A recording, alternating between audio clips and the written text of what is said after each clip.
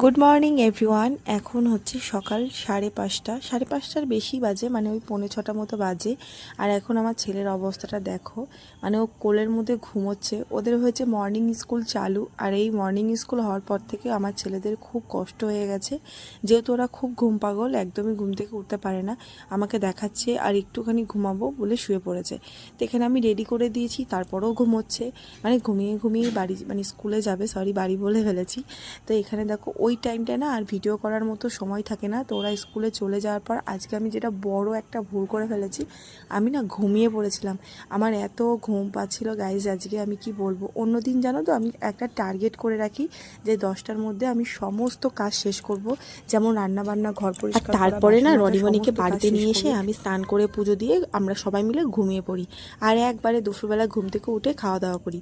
তো আজকে আমার কি হয়েছে, আমি শুয়ে পড়েছি, কাজে প্রচুর লেট হয়ে গেছে, এখন আমার হয়ে গেছে নাকে মুখে অবস্থা।